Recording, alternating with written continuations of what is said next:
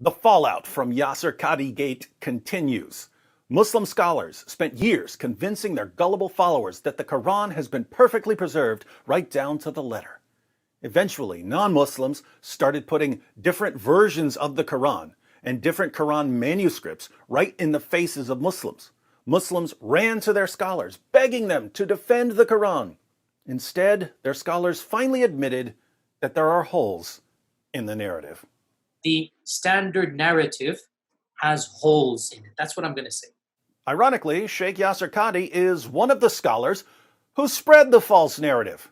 So the Caliph Uthman standardized the copies of the Quran, and therefore from his time up until our time there has never been two copies of the Quran that are different even in one letter or one word. Unfortunately for Yasir Qadhi, there are so many holes in the narrative, he fell into one.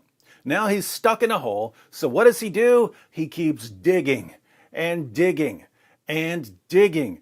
Yasir Qadhi just scrubbed the interview from the internet. I had the link to the video because I shared the link and invited people to watch Yasir Qadhi expose the Quran. But if you click on the link now, what do you see? Video unavailable. This video is private. Like the hundreds of verses that are missing from the Quran, this video has been abrogated. How did this happen? Quick recap. A few years ago, Hatun Tash and Jay Smith showed up to Speaker's Corner with dozens of different Arabic Qurans. These aren't different translations. These are different Arabic versions of the Quran that are used in different parts of the world. Not everyone adopted the 1924 Cairo edition that was magically declared to be the one and only Quran. Hatun and Jay put these Qurans in the faces of Muslims and showed them different Arabic words in different versions of the Quran. Muslims didn't know how to answer, so they ran to their scholars. Their scholars, who are typically compulsive liars, said, "Oh, the differences are just differences in dialect or accents." But that didn't work for very long because there are people who can read Arabic, people who can read words on a page and know that this goes way, way beyond dialects and accents.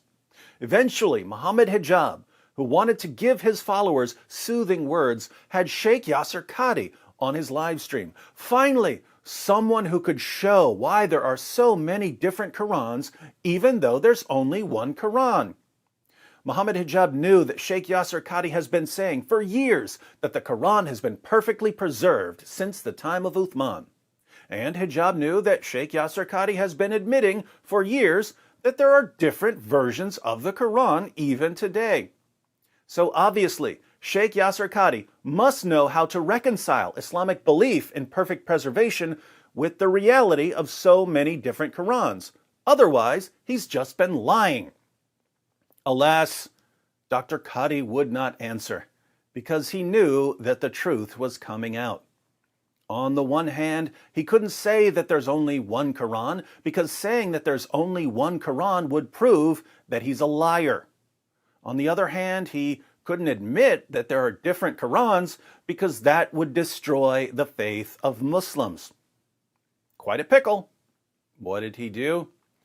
He insisted that the Muslim community has to be shielded from reality.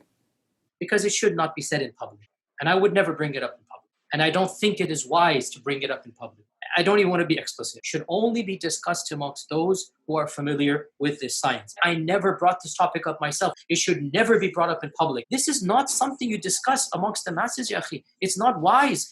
Muhammad Hijab got so many complaints from Muslims about Yasir Qadhi admitting that there are holes in the narrative that he was forced to abrogate part of the interview. But Sheikh Yasir Qadhi wanted to show that he's not scared of the truth and that he's got nothing to hide. So he posted the interview on his channel. Then he saw how his words were being used to expose the myth of perfect preservation. He saw that I was posting clips from his interview to expose lies about the Quran. What did he do? He filed a false copyright complaint to YouTube. My video was taken down, but I won, and my video was put back up. Yasir Qadhi also realized that Muslims were complaining. They were telling him in the comments that he was going to have to answer to Allah for destroying their faith. So, Yasir Qadhi abrogated the comment section. But that wasn't enough. Muslims kept complaining, and now the entire video has been abrogated. Here's what's amazing. All Yasir Qadhi did in that interview was try to avoid lying.